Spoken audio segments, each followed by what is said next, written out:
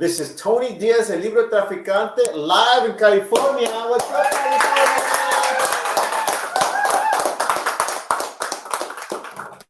We are having a great time here at Sacramento. We are at Casa Masayuki Cultural Center. And today we're going to talk about the California Ethnic Studies movement, the role it's played in this national movement, and a lot about the history and some of the players. So I do want to give a shout out to the Librotraficante crew here on the ground. Of course, I'm Tony Diaz, the Librotraficante. You know who's making me look and sound good is Librotraficante Lilo, Liana Lopez, Librotraficante High Tech Aztec, Brian Paras, and Rodrigo Bravo is a healer holding it down for us with the machinery. He is our audio engineer. And of course, Roxana Guzman is also a multimedia podcast engineer. Today, we're going to talk to several folks, including, and I'll point to them while they're here, and then Dr. Allender is going to give us another introduction, but Dr. Margarita Berta-Ávila, Professor of Education at California State University-Sacramento. Aplausos, por favor. And joining us through the magic of telephony and Zoom is Dr. Greg Mark, Professor Emeritus, Ethnic Studies at California State University-Sacramento. Round of applause for him. And a shout out to the next gentleman who we got to hang out with during the big ethnic studies movement in San Francisco in Mission District, right before the Fifth Circuit Court of Appeals. So it's great to convene with him again. Dr. Mark Carnero, Ethnic Studies District Lead, Sacramento City Unified School District. And this is one of the final legs of a fantastic caravan, telling people that this is one movement. Texas and California are united, and we want to make sure that our communities are in tune. Right now, of course, Texas has a proliferation of book bans. So California, we need to know you got our back. Likewise, we're here to get rid of book desert. So there's other sinister ways to keep our community from their voice. We've been able to combat some of these book deserts and build bridges that we'll talk about. But right now I want to talk to Dr. Dale Allender. He's a dear friend of mine, and you know what? I want to read his title correctly, because usually I just call him brother and hermano and el mero mero. But I want you to know he is Department of Teaching Credential Associate Professor at California State University-Sacramento and co-PI for Department of Education Hispanic Serving Institutions grant. Dale, thank you for hosting us. So why did you want to convene all these forces? Wow. Well, first, thank you for the forces being here. And most immediately, to acknowledge the 10-year anniversary of the Librotraficante movement, and then to demonstrate and celebrate how that movement has been tied into the Ethnic Studies movement. Very specifically, you acknowledge the grant. The grant that we have is in part for Ethnic Studies professional development. And so what better way to professionalize everyone than to help fund the California Caravan. I want to introduce these folks who are here, because that's actually the way in which I can also talk about why I wanted to convene everybody here at this moment. First, I want to introduce Dr. Margarita Berta-Ávila. I want to say that she is the heart and soul and brain of Ethnic Studies Now Sacramento. Most definitely. She's organized us. She has fed us. She's inspired us. And she is the reason, really, that we're here, right? She's the reason we're here because she convened us to support ethnic studies in Sacramento City Unified School District. But that was an extension of her broader work at the state level and at other district levels supporting legislation. She organized us here, but then I mentioned the other night in the class when a grant was being written in our College of Education, there was a consideration of bringing ethnic studies content into that grant. And she said right away, let's get the folks who are involved with ethnic studies here. So Margarita is our heart and soul and brain and mind. And she's the reason we're really here, right? Well, from the grant study. I also would highlight Dr. Mark Carnero, who is really the inside, in Black literature terms, who could sat by the door, right? He was inside Sacramento City School District and was organizing the students from that. Our community and this came together because of the work of Carnero. We had rallies and adult meetings and so forth. We taught by lecturns, but when Mark and his students had rallies, it's good. Yes, spoken word. Now, last but not least, the reason really is Greg is original.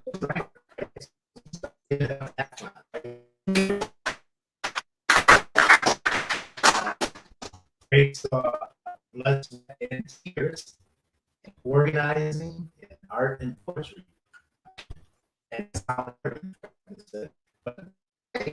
stop long contributor to the Ethnic Studies movement,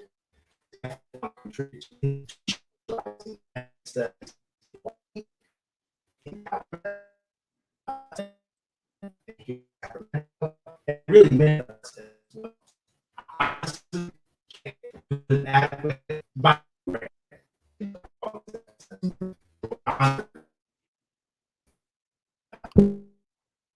fantastic. And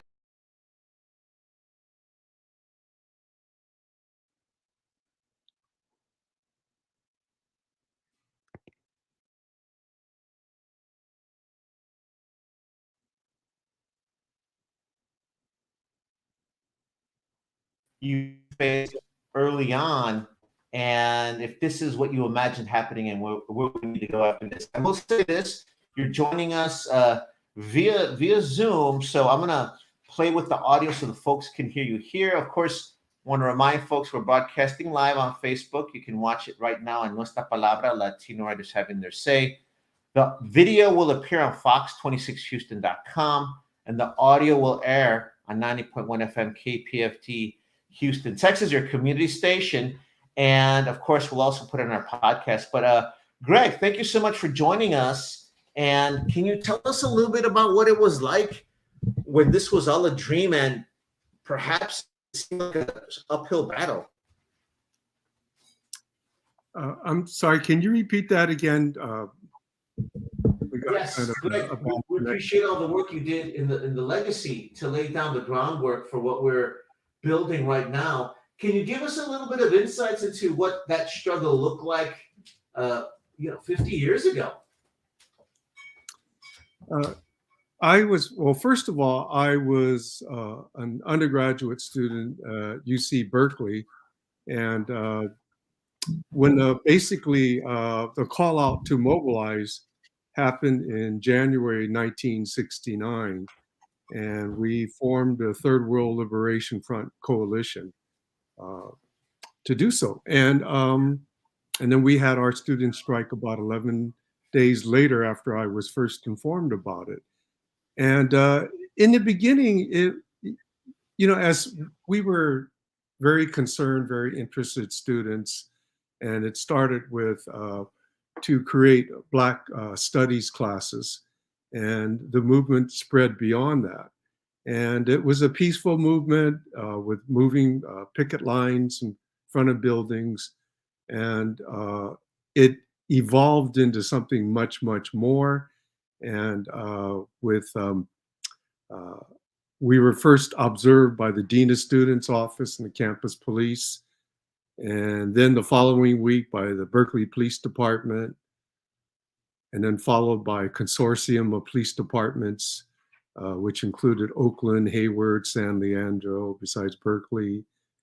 And then it grew larger, the strike, and then it went to the California Highway Patrol, and from there it got even larger, and we had the Alameda County Sheriffs of the Blue Meanies come in, and by the 7th week of the strike, the the National Guard was brought in, and some of our slogans were on strike, shut it down, power to the people, create a relevant education, and all this is still relevant today.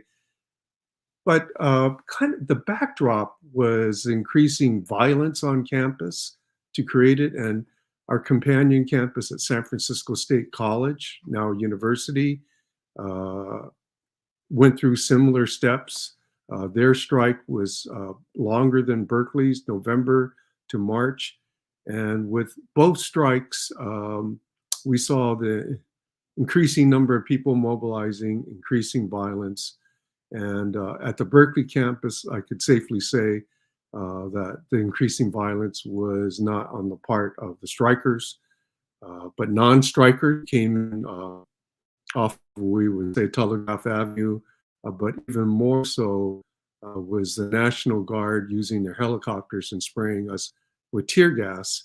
And with this, the concept of on strike, shut it down, well, the campus was shut down because students that were still going to class, tear gas doesn't know the difference between a striker and a non-striker.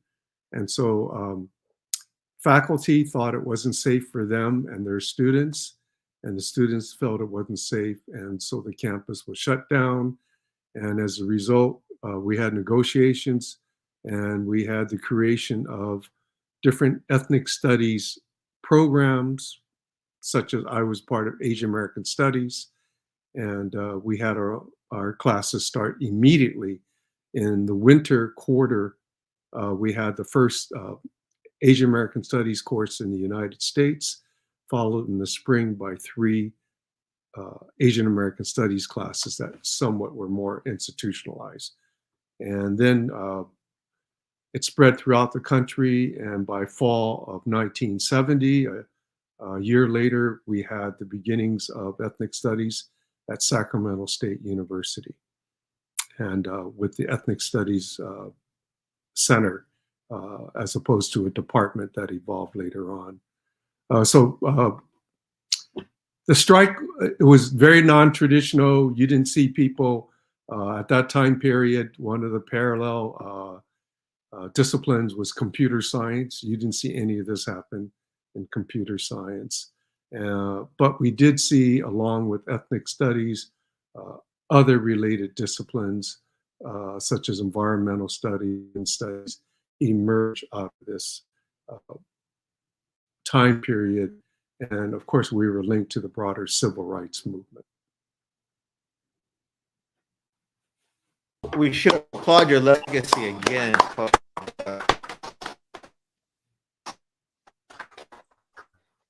And back, but right now, then I'd like to talk to Margarita, because, of course, you know, these were some of the trouble at that time.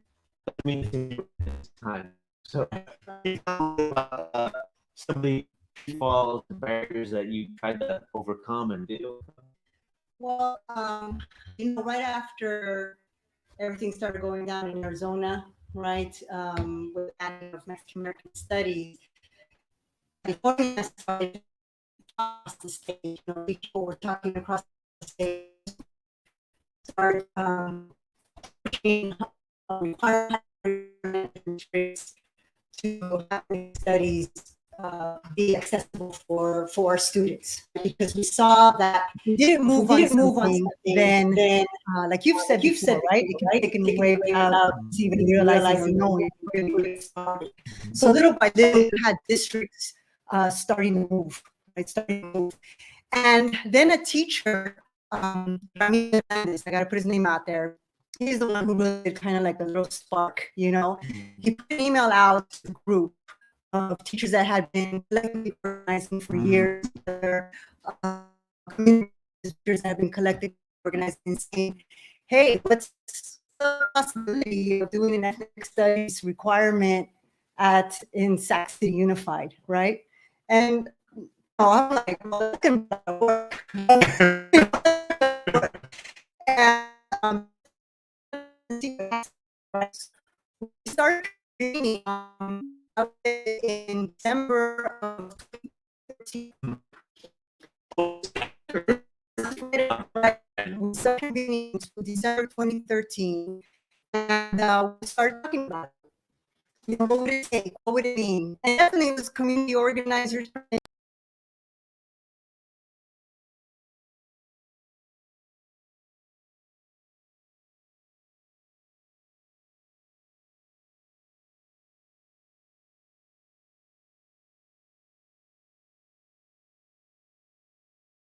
First meeting.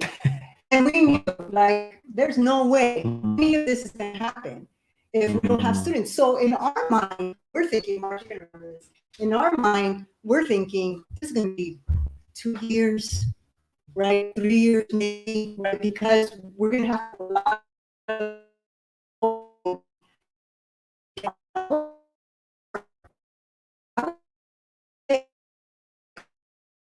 instead.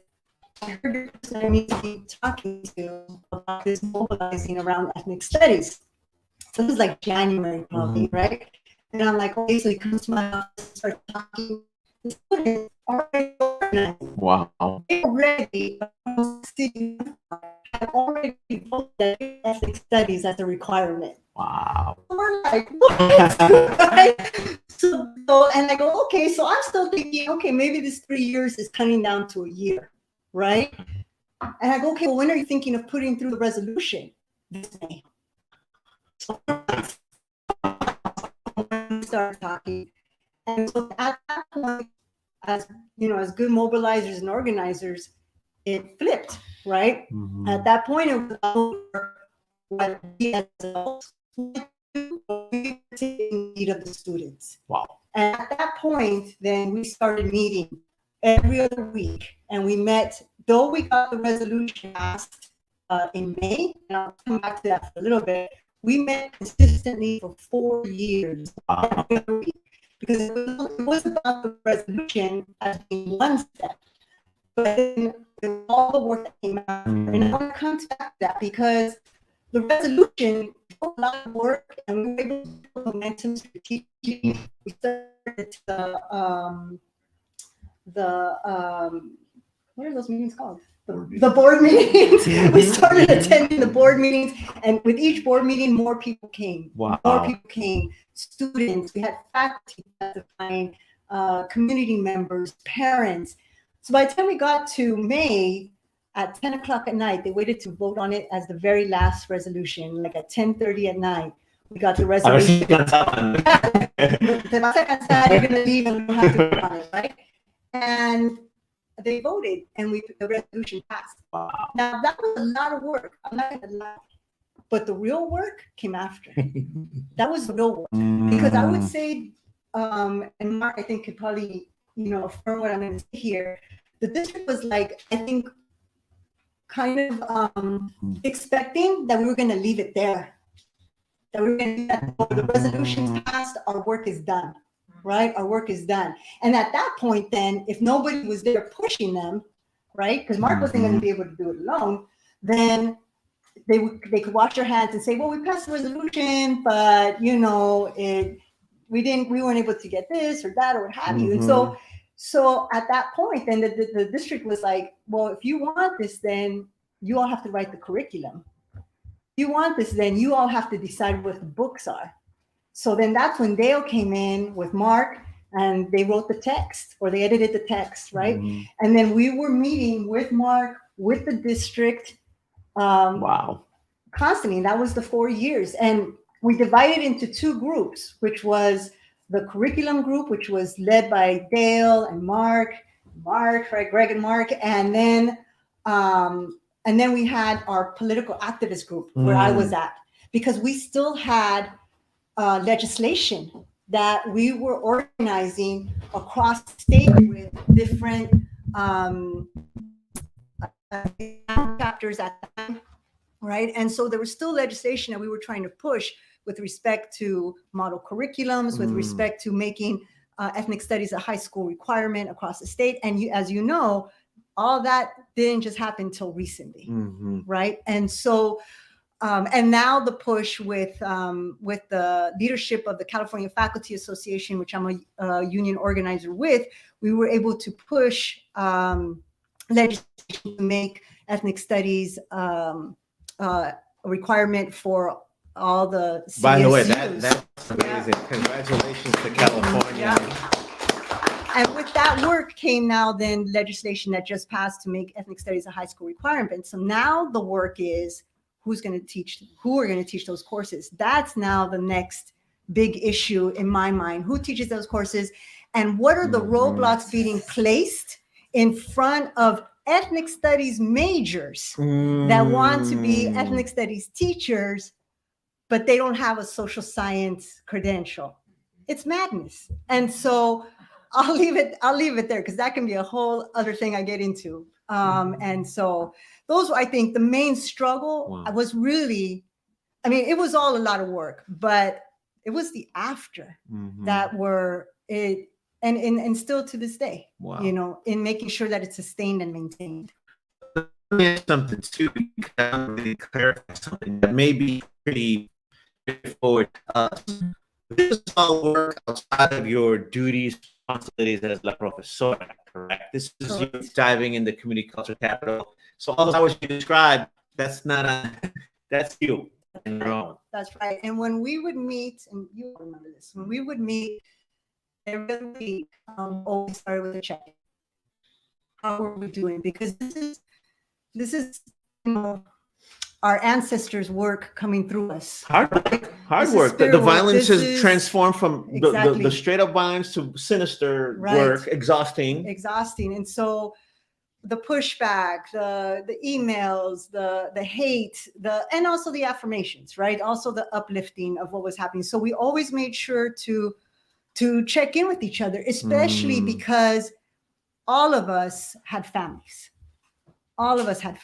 And so this was every Sunday, 9 o'clock in the morning, here at the house for 2 hours every other Sunday for 4 years. And nobody missed, you know, and if they did miss, then they came back the other time and they were caught up. But that was the every other week meetings. And then was the work that was happening, whether it was us going to the Capitol or Dale and Greg and Mark meeting at the district, you know.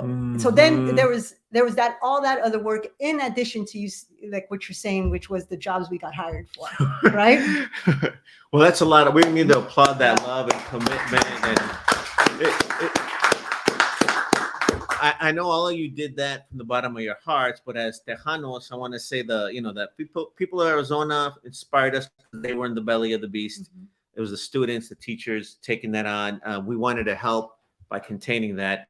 Right now, Texas is the belly of the beast. So we've replaced Arizona as the oppression capital of the country. Unfortunately, there is a rumor that we'll be seeking political asylum from Texas in California, but our work is not done. So we plan to go back. But I just want you to know that we're watching from other states. It is one movement, but we very much admire the work you've been doing, because it is inspiring and you're setting a model, a tone. It's having a big impact. So. Yeah, and there's a lot of people that should be around this table right now, and but there has been pushback. I mean, you have conservative papers with the liberated ethnic studies model that are pushing back and really writing just horrendous things similar to like what happened in Arizona. I'm sure what's happening in Texas.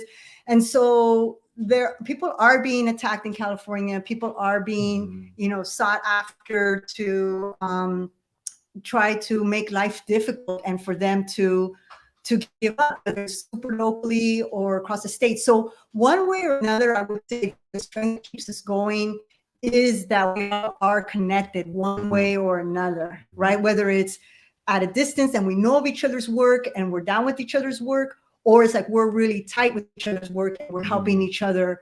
Right now, many of us are working with Teresa Montaño, ethnic studies professor from Southern California and Northridge, to really push an ethnic studies credential, right? And there's pushback, right? There's pushback. And so that's going to be another fight as well. But so the state is connected. And I think that is that is powerful. That's fantastic. Well, thank you. Thank you so much. And then Mark, we love to hear about the activism. Great to see you again. Likewise to the folks at the table, love to see you again. And tell us a little bit about organizing the students and the community at that time and what that looks like now. Yeah, definitely. And first of all, just I feel humbled to be in the space amongst mentors and just colleagues who have really been holding me up throughout this entire time. So, so the activism piece, the whole push for ethnic studies came as a result of a youth participatory action research project. So in SUSD, where I'm employed, the goal for me as a person who was put in that space of running White Part projects was through the Student Advisory Council. And essentially what they wanted me to do were safe projects, right? What are some things that we can advocate for on a district level that will favor students and lift up their youth voice, right? That was the directive I was given. But of course, would it be fair to say like you're supposed to do Cinco de Mayo and then, right. And then, More lumpia at the fairs and that kind of thing, right? So yeah, checkbox for multiculturalism, that kind of thing. So we moved away from that, right? Wow. When I took the position, I told the students, look, we're going to be doing real community organizing. We're going to learn about community organizing strategies from the ground up, grassroots movements. And the students go through a rigorous process of just learning about strategy before we implement or ask anything, right? So it was really just on the ground kind of teaching with the students. This happens weekly with them through the White Part projects. It was every Wednesday from 3 to 5. We learn about first the organizing strategies, and then we break it down again from 5 to 6:30 around what projects do we want to work on, right? So the Ethnic Studies project really just came as a result of the students creating first a survey for their other classmates across the district. We got like 1,000 responses back, right? And the questions were as simple as, what are some things that we need to fix in the school district, right? Of course, you get your answers that rise to the top that are really quick. The food is horrible. Let's change that, right? But there were more serious answers around, look, I'm feeling sexually discriminated, like things like dress code. I feel like the district doesn't support certain students when it comes to things like AP classes. And then for us in ethnic studies, the relationship there was students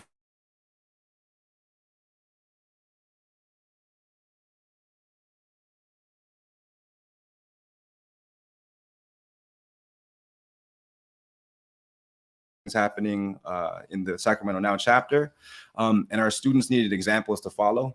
So during these organizing meetings with them, and like, look, we come from a legacy of other people who already been doing this, introduce them to the SF State Student Strikes, and look, you could be an extension of this, right? So we started offering them different things of what do you mean when you can't say, when you're saying that you don't see yourself in the curriculum.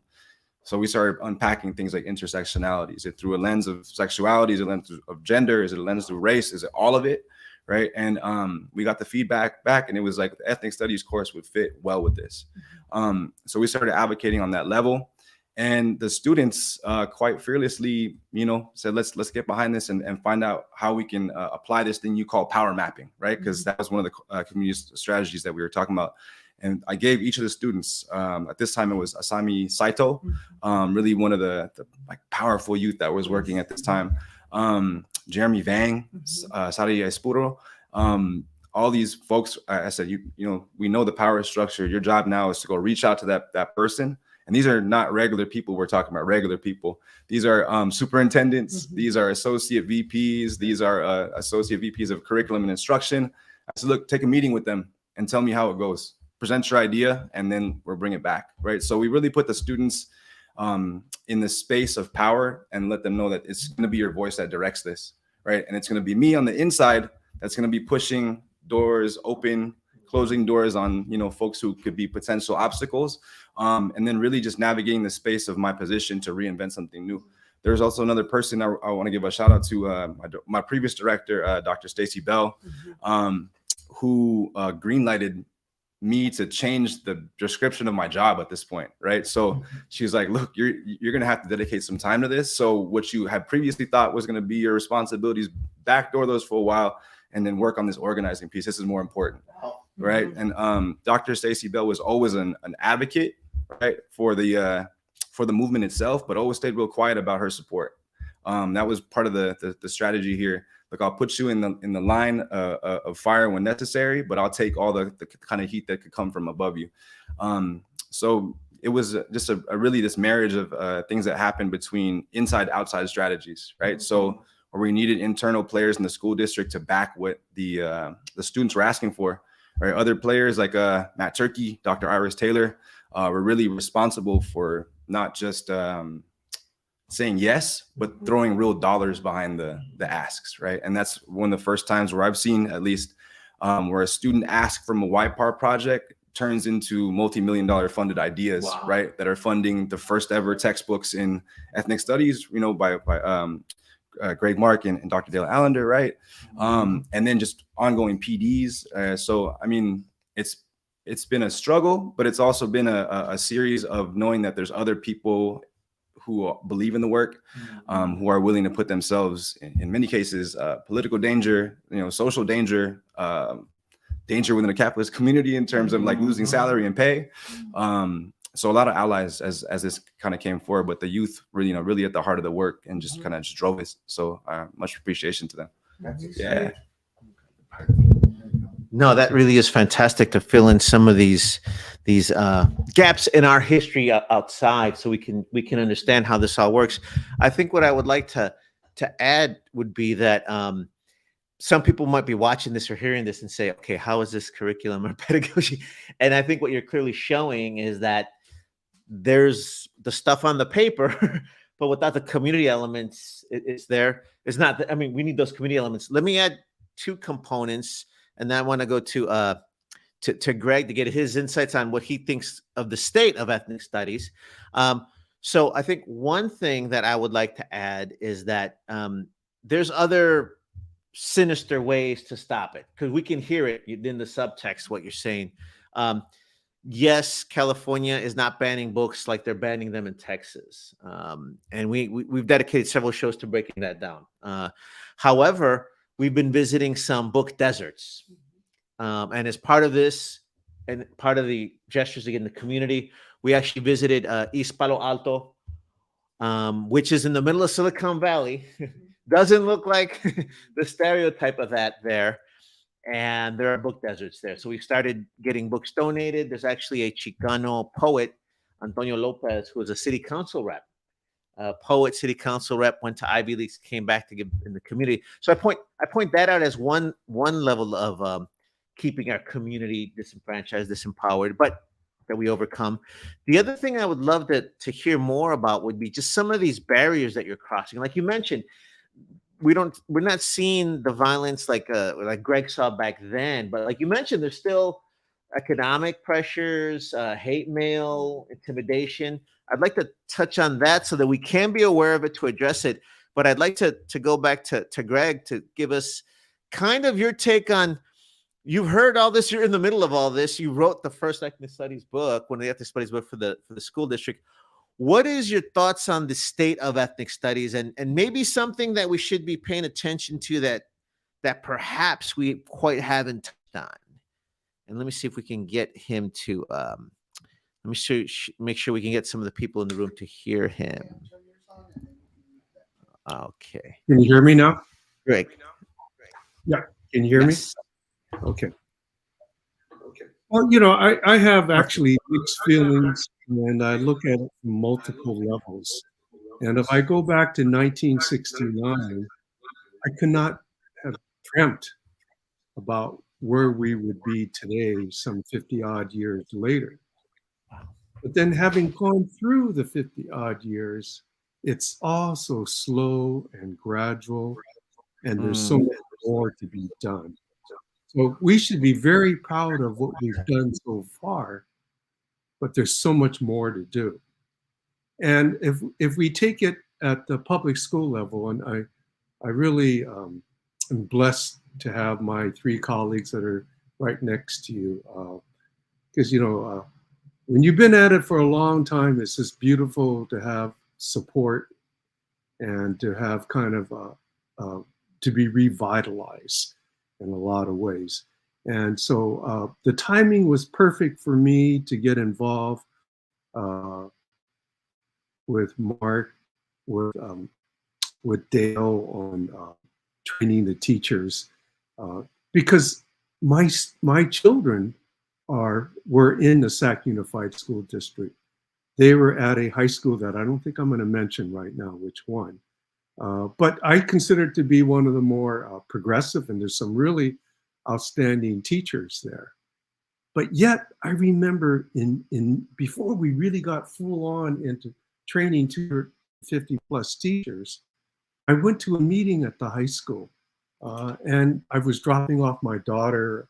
I saw one of the vice principals and he said, "Come on in." You know, I knew him from the gym, and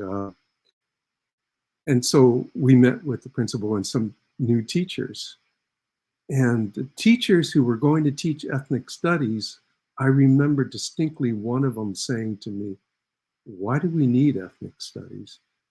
And I'm just thinking, oh man, you're going to be teaching this. I didn't say it, but I'm thinking, you're going to be teaching ethnic studies and you're asking me, why do we need ethnic studies?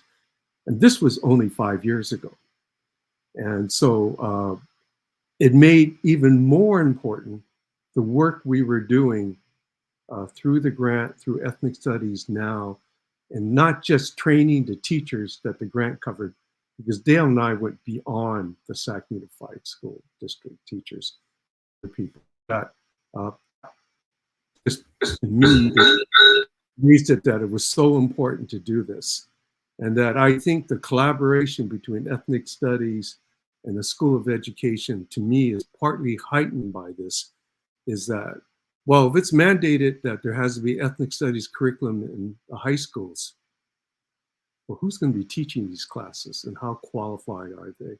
And that's so important that we as two units at Sacramento State work closely together and constructively together to be able to do this. And for us, in many ways, to not just have an impact on Sacramento and the immediate area, but also to extend out to the rest of California and the rest of the country in terms of a model of collaboration, of partnership, of respect, of being strategic and being smart.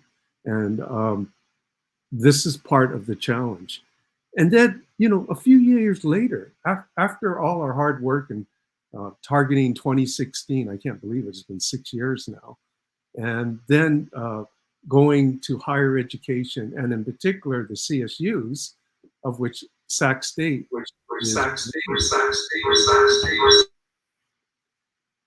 it's like, and we're in the capital of the state of California. It just brings it even more so the importance of taking these people that were in high school recently. Now it's our responsibility to teach and mentor them in college on all 23 campuses. And to give you an example of the impact, I taught for a number of years Ethnic Studies 14, Introduction to Asian American Studies. It was really Asian American history, but being territorial, the history department wouldn't let us call it Asian American history. But that's all part of the game in education. So that what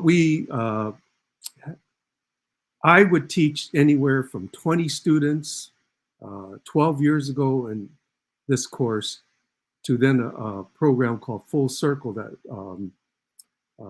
I would have about 100 students from this. Now, in the last 2 years, from one section, it's multiple sections. For example, 10 sections this semester. 10 times 40 to 45, and you're talking about over 400 students. And so our job becomes even more acute in terms of teacher training. And at Sac State, we just hired 2 new Asian American Studies professors this past year. They just finished their first year. And now we're doing a search for another 2. And so from a medium-sized department in the social sciences, we are now the second largest to the Department of Psychology. And much of this can go back to the lobbying efforts, and obviously not just of 50-something years ago, but of Ethnic Studies Now in the pulse of the state of California, and that's Sacramento.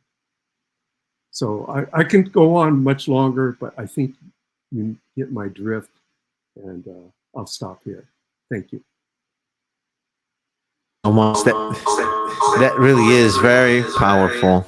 And I think we need to hear more about that legacy. We need to have several series of shows on you, Greg, just to catch some of that. But I do want to point something out as well, too, is that in Texas, we have the Knox Tejas Foco, we have regional committees, and then in the Texas committee, the Tejas Foco, we have the K through 12 Mexican American Studies Committee, and we've done our own workshops. I say all that, we don't have institutions training educators on a regular basis. So that is amazing and powerful. And I'll say, even on this trip, we just came from a high school.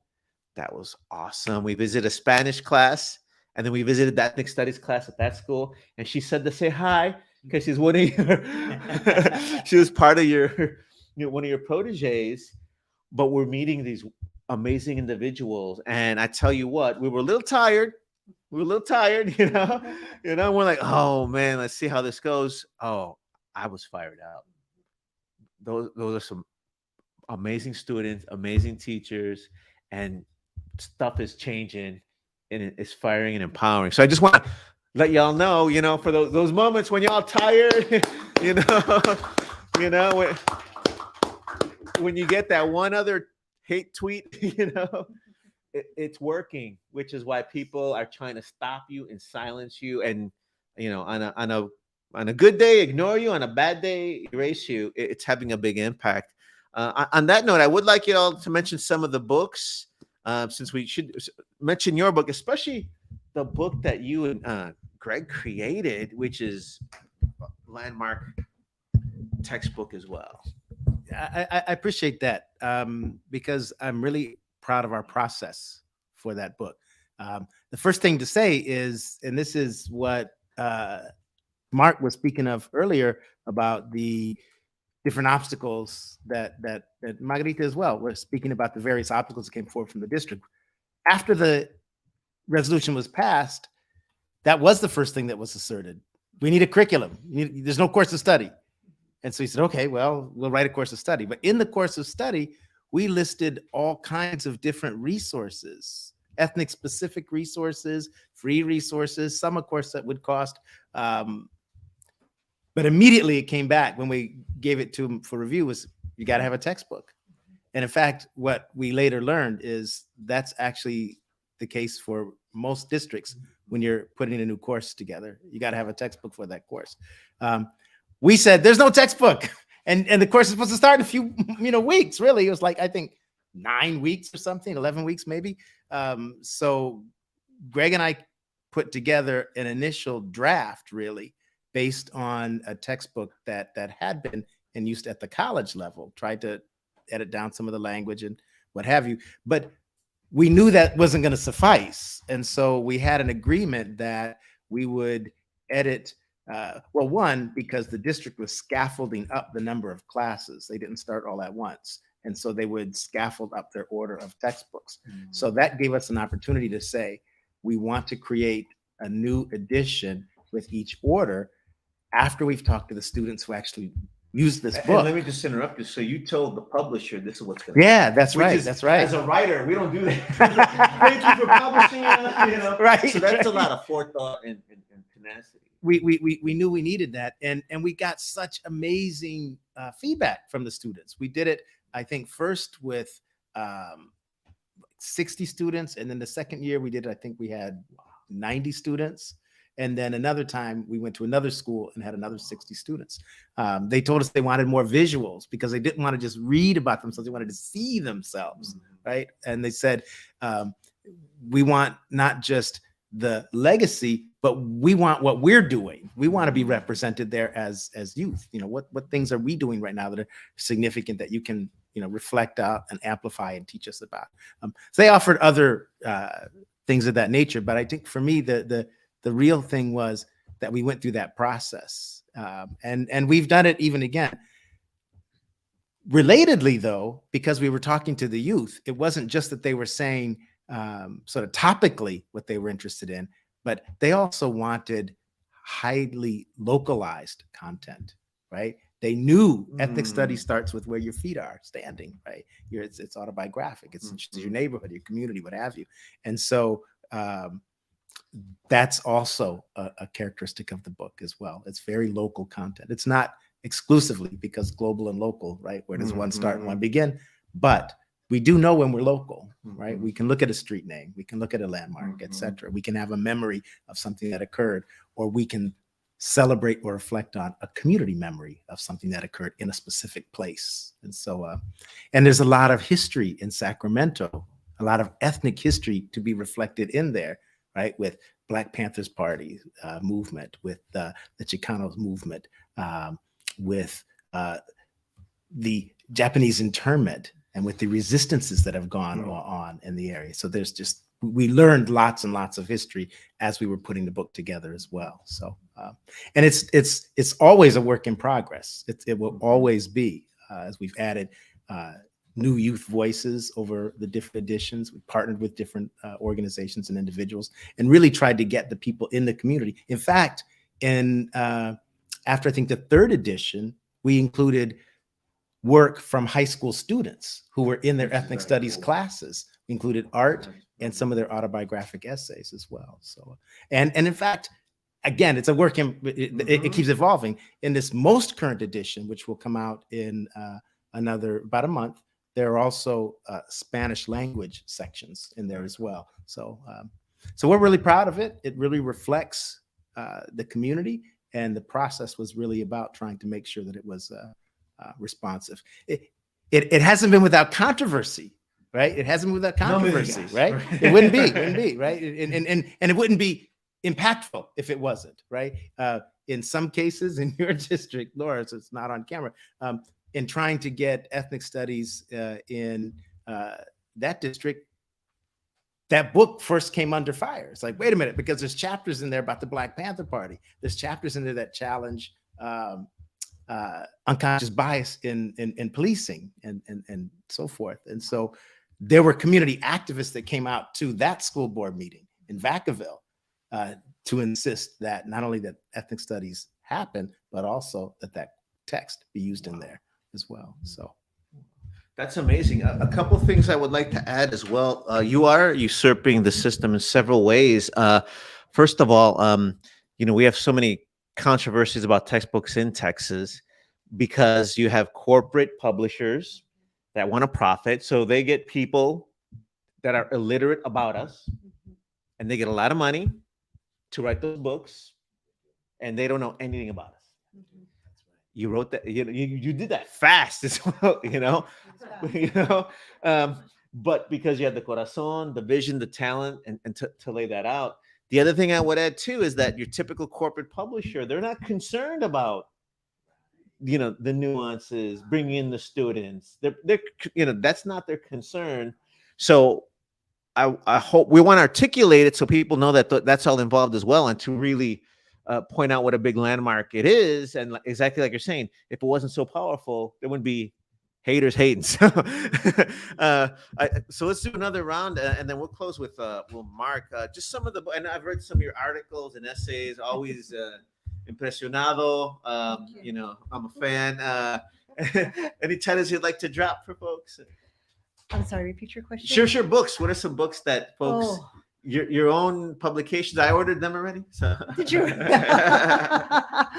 Well, I think it took us 10 years, no joke, to write this book. Was Par Entre Mundos, participatory action research with myself, Julio Camorota, Melissa Rivera, Jennifer Anaya, Luis Rodriguez, and others. And it's similar to Dale's book, an editing of chapters of work doing, people doing par with young people, at all different levels, whether it be in their classrooms, whether it be out in the communities, outside of school, and really addressing the issues, kind of what we're talking about today, right? The issues that are important to them. And I think one of the things that really stood out for me when we were done with this book was that a lot of times par can be approached as far as the facilitator, and then here are the participants, and it's kind of, sometimes it can be unintentionally separated, right? And one of the things that really came out for us was that this is the way that par can be done is really Entre Mundos intergenerational, right? Intergenerational, that work is really intergenerational. And that, I'm thinking about that book because that is, I think, what happened with, when Mark and the students, when the students and Mark then, we all connected, it was like, this was all of us. There was no hierarchy, in this work. Everybody had a role of what they were doing. And I think that particular text, really reflects that of the power that we have. And I think most importantly, the knowledge and the skills and the disposition, not necessarily just the book, but the experiences of those PAR projects, like with what happened with Ethnic Studies here in Sacramento, what it gave to all of us that is lifelong lasting, right? Because particularly when I think about the students, like if they needed to get down and organize, they could do it. They could do it, right? And they would know how to do it. I mean, the strategies that we used, everything was calculated. Everything we did was calculated, and was who's going to speak to who. When the students went to go speak at the board meetings, there was trainings with them as far as like, okay, how are we going to speak? How are we going to do this? So those PAR pieces in PAR Entre Mundos, I think, really lends itself to individuals that want to, and communities and collectives that want to do, this kind of work. And I just want to say before we turn it over to Mark, that also, we started with the Ethnic Studies seminar course in Sacramento City Unified, but I'm just looking at you, Mark.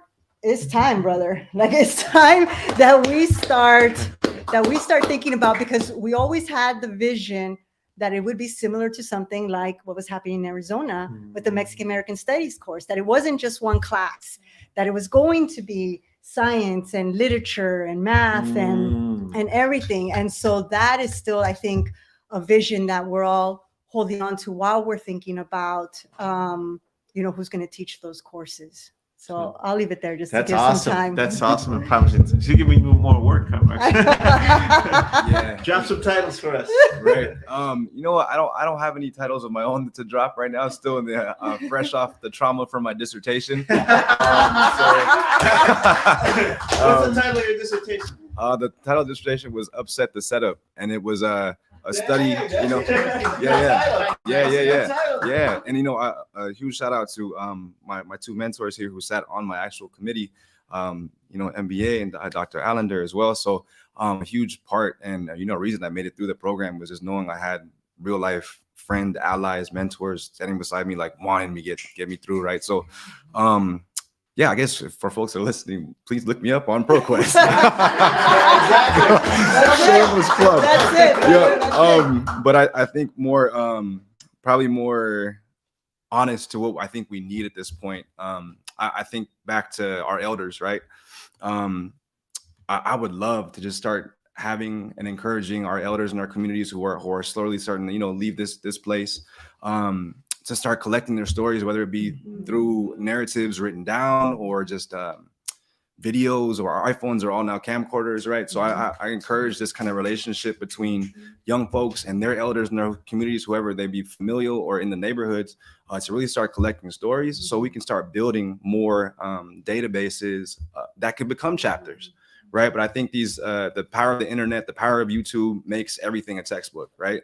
So if we can start collecting more stories from these folks and really honoring lived experiences of people who don't usually get shine, right? I would just love to hear more about regular people doing regular things, living through the experiences of systemic oppression and racism and capitalism and, all those things that we know are issues from the lens of our grandmas, grandpas, uncles, aunties, tias, like whoever they may be.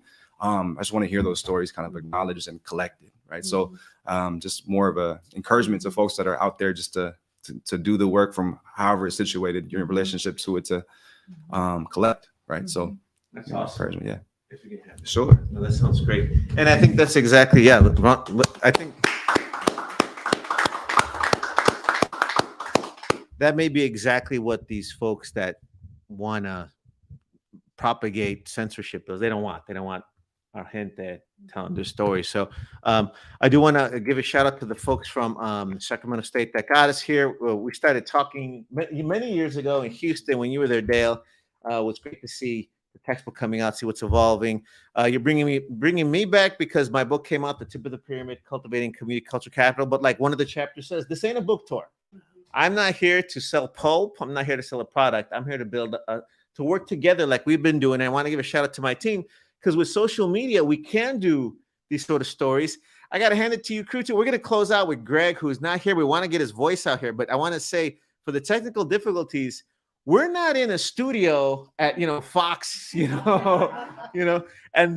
this crew, we were outside behind the school in East Palo Alto there's an airstrip nearby. So there's planes buzzing by, and they made it happen. So I want to thank the crew for making it happen because they got the courage to go anywhere, and we'll go anywhere to get those voices out. So appreciate you doing that. And I want to close out then with Greg so that you can say some parting words that will continue to change our lives. No pressure. Yeah, no pressure. But it's really something similar, my final thoughts to what I said already, that it's important to have good, solid partners in the efforts to mobilize and to make a difference and to change. These are things you cannot do by yourself. And I applaud, again, you, Tony, and everyone that's there in terms of their contributions, and that we have so much more to do. And I'd like to just kind of end with my teaching my class yesterday, the Ethnic Studies 14, the Intro to Asian American Studies. And even though it's on Zoom with 40-odd students, I'm amazed at our students who have demonstrated the interest in many different things. And one of the things that I ended my class with yesterday was we were looking at Asian Americans and migration to the United States and to the kingdom and later the territory of Hawaii, and kind of a common denominator in certain readings. And one of them was to fit into certain niches. And some of the niches were employment niches. And so we talked about, because it was Asian Americans, about Chinese hand laundries, in which my father, for his entire working career in the United States, was a Chinese hand laundryman. As an owner of a large shop, and a small one, but as primarily a worker. And my dad was arrested in Oakland, California. And he violated an ordinance that was passed. And the ordinance basically said that the rinse water of the washing machines have to be as sanitized as drinking water. And then the second thing was restricting the hours of operation of work. So one Friday at 2 minutes after 6, my father was arrested, as well as 28 other Chinese laundrymen in the city of Oakland. And his crime was he was sweeping the floor of his business establishment. He worked more than 10 hours. He worked 10 hours and 2 minutes, and then he was arrested for that. But I not only talked to my students about, laws that discriminated against people, but I told them that what's even more important was the response, and how did they fight back, and how my father took it all the way up to the California State Supreme Court and had that Oakland ordinance overturned. And he won. And he was a test case for the other Chinese laundrymen, and how the community mobilized around him, starting in Oakland and then San Francisco, in order to overturn the law. And this is part of the message that we need to, sustain in ethnic studies, and partly what Margarita was talking about in terms of, how do we develop leadership? How do we make change? And that would be an example of something that was done in 1936. So thank you for giving me the opportunity to share that with you. No, thank you so much for your comment. Thank you, everyone, for the work you're doing for us to unite. And thanks for tuning in. Pick up a book. Support ethnic studies. Thank you. Thank you.